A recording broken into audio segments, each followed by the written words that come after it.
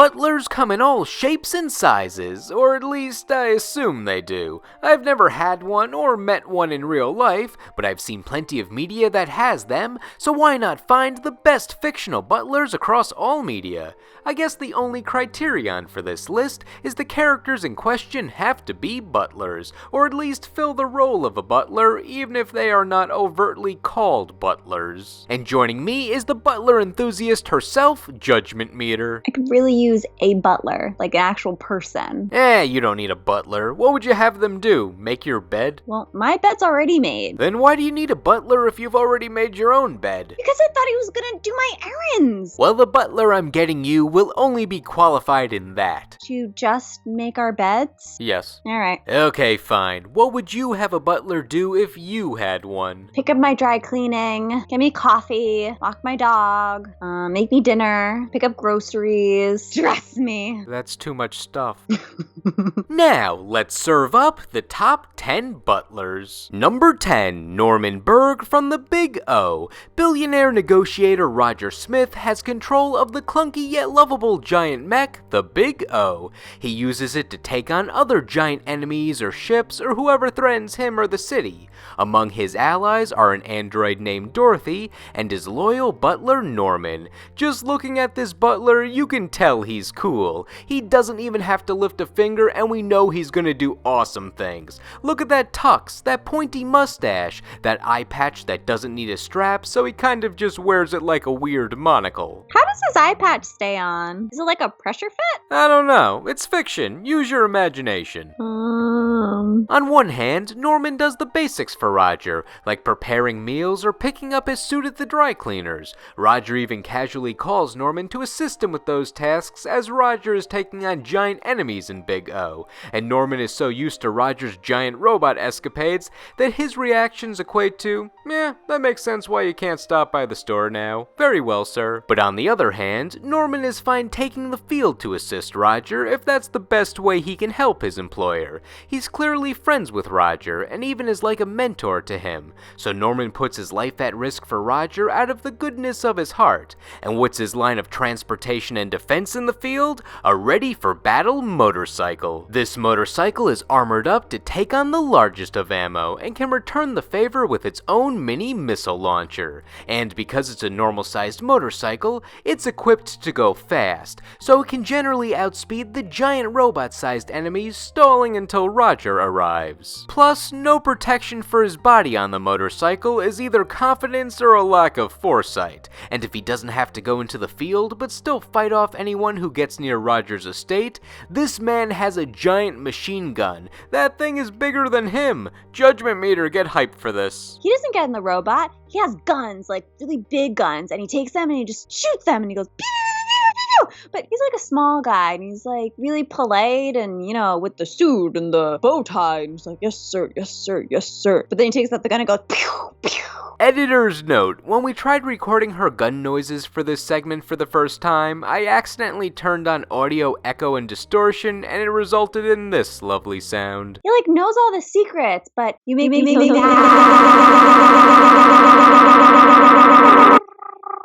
I don't want to do it. Number 9, Lurch from the Addams Family. Lurch is the Frankenstein's monster-inspired butler for the Addams household. He's big and lumbering, but also sweet and gentle, so he ultimately does a good job at helping out the family.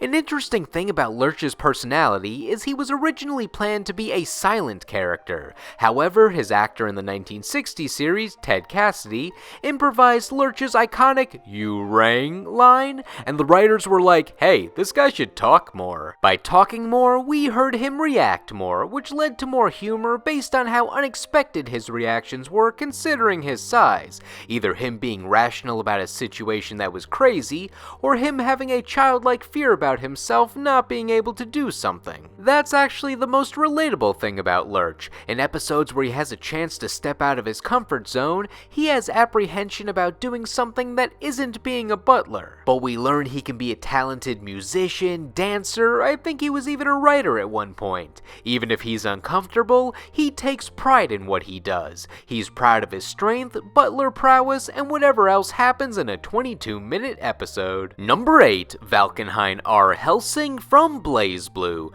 We discussed Valkenhayn on my werewolf list, where we said that he was a werewolf who just so happened to be a butler. Now we get to talk about how he's a butler who just so happens to be a werewolf. Valkenhayn is the long-standing butler of the Alucard family. He can do the basics like serve tea and hold a handkerchief over his arm, but he can also fight evil. The main person he's watching over is Rachel Alucard, who calmly likes to leave her post and venture into the more rough and tough areas of the BlazBlue universe. Valkenhayn will sometimes follow Rachel and let her do her own thing, but gets concerned when Rachel associates herself with some of the more violent characters in the series, specifically the main character Ragna, who Rachel has become friendly with over time. Don't worry, Ragna's actually a nice guy and just looks edgy, so no one's in danger. But on top of that, Valkenhayn's a werewolf. That's just cool. Since Rachel's a vampire, I feel like there's a joke in the vein of the Munsters or the Addams Family to make here about a werewolf butler serving a high society vampire, but these characters take themselves much more seriously, so I won't. Also, when Valkenhayn is in his wolf form, he's much more wolf than were. Woof-a-doodle. Arf, arf. Valkenhayn fights whenever he needs to. He was a vigilante in his youth, so his fighting abilities have carried over into his butler career. He technically doesn't even need to worry about getting his hands dirty, since he can just turn his limbs into the parts of his werewolf form. We went over it more on my werewolf video, but to summarize, the control over his full wolf form is impeccable. It's a good way to keep his suit clean. Look at those skills.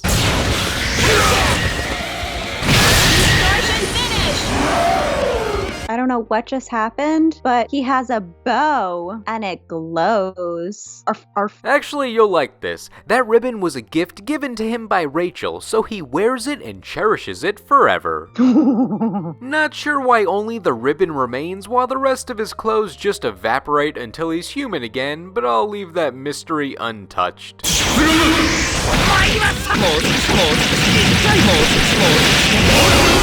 finish! 私の勝ちですな。 Number 7. Charles from Neo Yokio. Charles is the butler of the wealthy junior aristocrat fashionista demon hunter Kaz Khan. Charles accompanies Kaz on his day-to-day life of shopping or going to fancy parties or hanging out with his friends, and Kaz is so out of touch with the world today that he could not see himself doing most of the simple things without Charles around, though it's mostly from his ignorance of not interacting with the common man regularly. Now when you look at Charles, you might be thinking, this dude's a robot, and to fully explain why that's awesome, I need to go over both the world that Neo Yokio built and Charles himself. Let's look at Charles first. Charles is actually the name of the mech suit, piloted by a stout, crass British woman. She only appears if Charles runs out of power, or on rare occasions if she wants to scold Kaz for being selfish or clueless. Charles has the opposite personality of her, since his technology allows him to convert all the things that she says into polite, formal words that allow Charles to be supportive of Kaz, no matter what. Charles will do whatever Kaz wants and never disparages him. So why is this mecha butler not a weird spectacle in this series? It's because Neo Yokio is a crazy show and we loved every minute of it. It takes place in an alternate universe New York City, where magic and sci-fi combine into a weird futuristic yet modern city. This magic and technology combination give all the characters weird interests that blur the lines of what's meant to be normal in this show. Honestly though, the line delivery by the voice actors and the plot lines are so bizarre that I cannot tell how much of it was intentionally campy and how much of it was meant to be serious but came off funnier than intended. And I'm not going to say that this is a so bad that it's good scenario, since I can't quite tell if this is intentional humor that is hidden so well behind deadpan delivery and over-the-top writing, or if everything I find funny was actually intentional. We only have a small sample size of it. The series only lasted 6 episodes with a Christmas special, and boy, would we like to have seen more of it. So I open my computer and then I go onto Netflix and then I see, oh my god, new Yokio. And I think, oh my goodness, new episodes? What? And then, no, it's just advertising it to me again because it knows I like it. The point is, Charles is a kind butler robot with the voice of Jude Law who deserves to be appreciated, and Neo Yokio is an enigma of a series that we can't get enough of. Or maybe its uniqueness can't be replicated and we should be happy that they didn't overextend with another season. Number 6. Jeeves from the old search engine AskJeeves.com. Forget about the console wars, forget about the cola wars, let's talk about the search engine wars of the late 90s. We all know Google is the default search engine nowadays, with a few other ones still relevant or attached to email or browser homepages, but the late 90s were when companies were trying to hop onto that sweet internet train.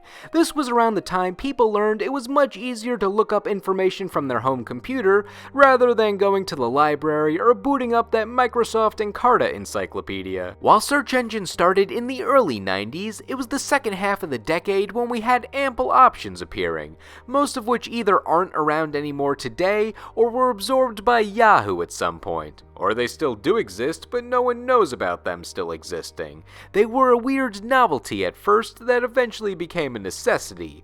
But among all the Alta Vistas and MSN search bars, there was a humble little butler named Jeeves. AskJeeves.com was yet another one of these search engines, and its only real gimmick was, instead of just asking about some random topic to a blank search bar that exists in the void, you were instead asking this dapper fellow in a suit named Jeeves. He was technically the one working to get us these answers. Jeeves became somewhat of a cultural icon at the time, and I think it was just because people liked the novelty of asking a little guy a question.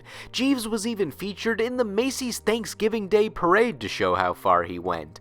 But once Google established dominance over the other search engines, all of them started to fade away, and thus AskJeeves.com became Ask.com in 2006, phasing out the Jeeves forever, until he came back with a third dimension in 2009 for the UK version of the site, and then he was gone again. Jeeves's fate is a glass half full or empty situation. You could be sad for him that he was lost to the sands of time, or be happy for him that despite only being a simple drawing with a few poses, he became a pop culture phenomenon for longer than anyone expected. And now, a moment with Judgment Meter that we couldn't fit in the segment. The kid who I babysit for, she came up to me so excited and said, "Did you know zebras have stripes?" Yes, thank you for sharing. Number 5. Woodhouse from Archer. Woodhouse is the Archer family's personal butler, and his main role is to act as the comedic straight man in his scenes. He has to put up with Sterling's unusual escapades and just clean them up afterwards, whether it's putting the house back together or knocking Sterling out so he stops putting anyone in danger. He would die for Archer because Archer puts him in dangerous situations. Poor baby. I'm sorry for him. The thing about the series Archer is no one is a moral person. They may be on the side of good, but no one's a role model. However, I would make an exception for Woodhouse. He's not a perfect person, but I don't see him making anyone's life worse. In fact, it's the opposite. He gave Sterling the best childhood he could, raising him for 5 years, so Woodhouse's loyalty is commendable. He takes the unreasonable verbal criticism from Archer like a champ. Because of this, Woodhouse's straight man role boils down to him just sighing in response or accepting the fact that he's not gonna get his way. Honestly, I think he's so used to the insanity that Archer brings into his life, Woodhouse knows that Archer's baseless threats if he does something wrong will never truly come into fruition. Archer doesn't deserve him. As undeserving as Woodhouse is for all the negative treatment that he gets, it does make it rewarding when we see him get genuine appreciation. A big thing about having a truly nice character as the butt of all jokes in a comedy is to make sure that they are still treated like a person in the end, which Archer makes sure to remind us of. Now to end this segment, here's a reaction Judgment Meter had when we were recording this part, and I forgot the context, but I like the noise that she made during it. Ooh! ooh, I can use one of the, ooh, I'm sure they have tea. Number 4, Jeffrey from The Fresh Prince of Bel-Air. Jeffrey is the quintessential sitcom butler. He does all the things you want in a sitcom. He's sarcastic and cynical, but he also has heartwarming moments to make the audience go, aww, whenever he gets a spotlight episode. And because he's still a good butler overall, he mainly wants the Banks household to remain clean, and he succeeds at it. He takes pride in his work. It just seems like he doesn't enjoy his job because he resents arrogance, which is a pretty common occurrence in the Banks residence. But hey, we get to see Jeffrey at peak comedy levels all the time when reacting to them. Though deep down, we see he does genuinely care for the Banks family when push comes to shove, thanks to the bond of friendship, or something like that. Also, Jeffrey's canonical last name is Butler, which I think was a bit too on the nose for a joke, but I'm happy for the person in the writer's room who thought that was the most clever joke ever and it got in the show. My favorite Jeffrey moments are when he gets to break out of his normal demeanor and be more relaxed or excited, like in the episode when Will and Carlton trick him into thinking that he won the lottery, so Jeffrey understandably quits the butler job, and then less understandably, but still pretty understandably in the context of the whole series, blows up at the whole Banks family, telling the family things that he's always hated about them, and then breaking a fragile vase because chaos, only to learn that the ticket was fake afterwards. And not to summarize a random episode of Fresh Prince, let's just say Jeffrey gets his job back at the end of the episode because status quo sitcom and everything needs to go back to normal. I know Fresh Prince had some continuity shakeups during its series run, but I'm pretty sure we all knew that we were never truly losing Jeffrey by the end of a Jeffrey Leaves plotline. Number 3, Hayate from Hayate the Combat Butler. This butler got on the list for that name alone. When your anime has combat and butler in the title, you have our attention, and there's indeed combat and butlers here, so it does deliver. Though it was weirdly more of a down-to-earth anime than I expected. That being said, it's still a series about a combat butler, so it has wacky comedy all over the place mixed with some legitimate plot lines. Hayate was abandoned by his awful parents when he was young, so he had to learn how to take care of himself for a long time. When the opportunity arose to become a butler, he was able to take it despite his lack of experience due to his housekeeping skills from living alone. And by opportunity, it's more that he's indebted to a girl named Nagi who paid off the debt that Hayate's parents left him in after Hayate saved her life. As a butler, of course he can do all the standard cooking and cleaning tasks that come with the job, but where's all the combat? Well, it's mostly comedic, and that's good. It allows Hayate to have fighting powers that break the reality of the series. His main goal is to protect Nagi, as she is the lone heir of her family's fortune, so she's the target of many attacks.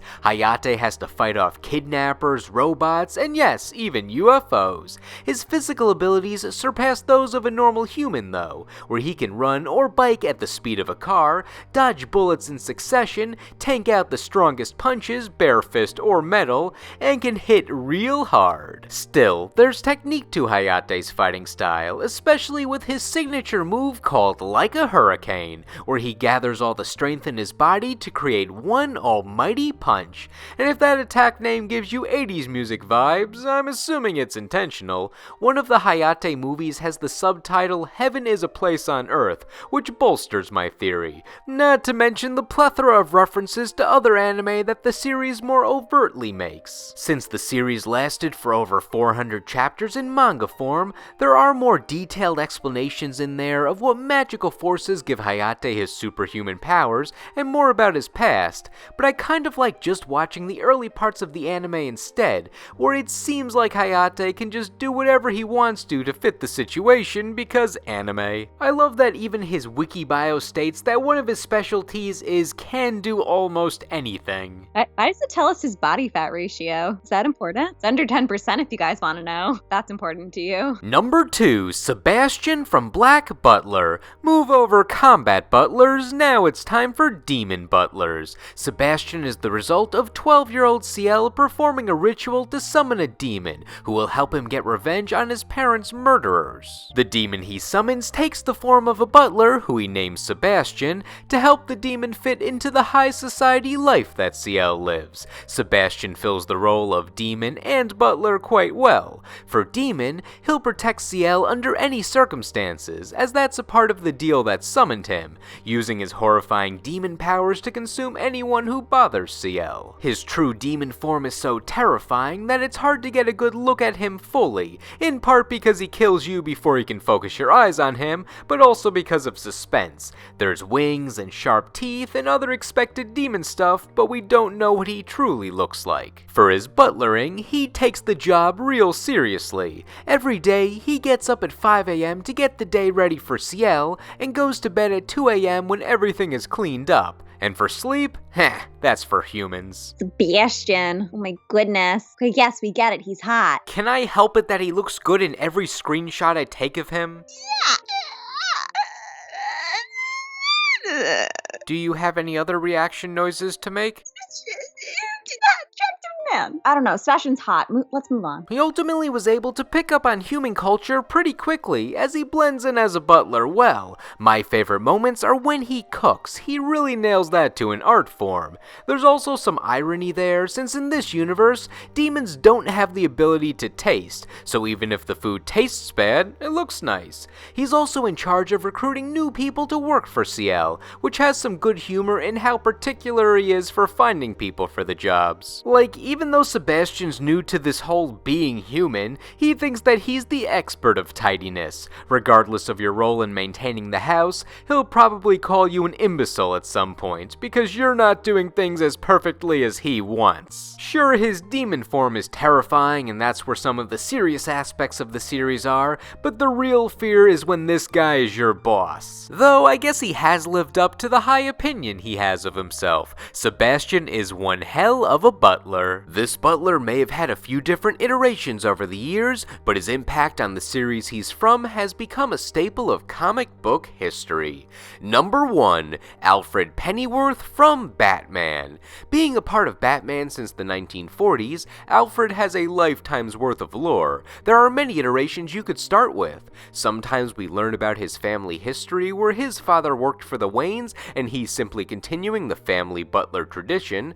Other iterations, he's working for Bruce Wayne and then learns about Batman afterwards, which was a lesser seen story since how could he never notice, and sometimes we even get to see badass detective stories about younger Alfred. Alfred's earliest storylines don't even treat him as a serious character, where he's just comic relief and joins Bruce Wayne after he becomes Batman, which is a far departure of how he's portrayed now. But my favorite iteration of Alfred is always when he's just there from the start, as Bruce Wayne's confidant to keep his Batman secret. That's the most common Alfred we see, and for good reason. He's always done well. This is the version of Alfred that raised Bruce Wayne after his parents were killed. He was basically Bruce Wayne's father. Since most of my Batman knowledge comes from TV and movies, let's look at some of the most notable Alfreds from those. We see the parental Alfred in the series Gotham, who is a solid interpretation of him. He's the right mix of serious and fatherly that he needs to be. He trains young Bruce to stand up for himself, which is a good hint at his fighting past,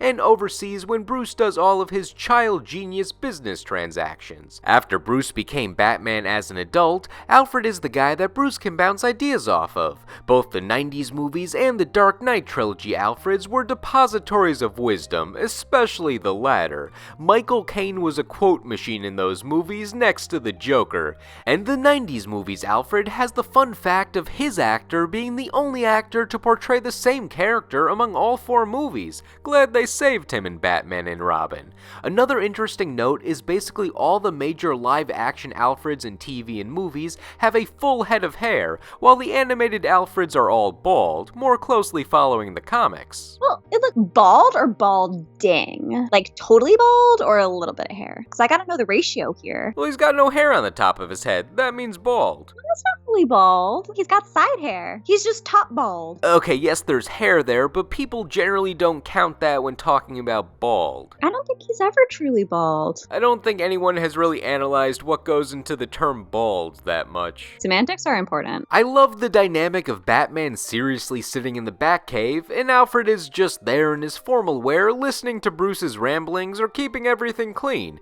He is still the butler after all, and does normal butler things during the day. Part of his job is also to keep people away from the Batcave. Like Like if there's a guest or a villain who gets too close to it, Alfred has an unassuming response where you would think nothing of this area off limits. If someone does manage to make it into the Batcave, you'll get a varied response from him. If you're a legitimate threat, he'll attempt to fight you off. And if he doesn't take you seriously, he'll outsmart you. In the case of 1960s Batman, you had both, where Alfred could match wits with the Joker when he was in Wayne Manor because the Joker was more daffy than devious there. Also, he wasn't as good of a fencer as Alfred. I also like how 1960s Alfred was the only person who knew Batgirl's true identity in that series, where Batman and Robin just knew Batgirl as this mysterious third vigilante. It shows that Alfred really is the best keeper of secrets. For the DCAU series, if anyone made it into the Batcave, Alfred would calmly tell them that they figured it out,